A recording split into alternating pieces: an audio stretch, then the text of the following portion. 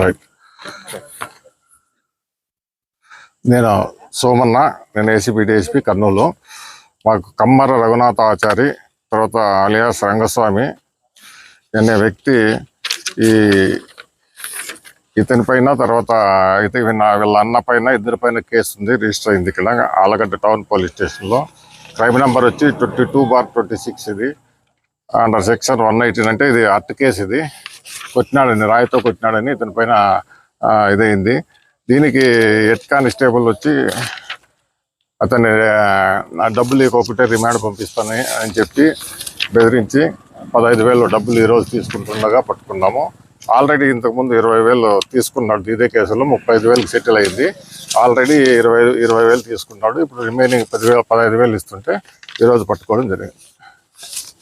అదే అంటే సోదాలు ఇంకా ఏం చేయలేదు.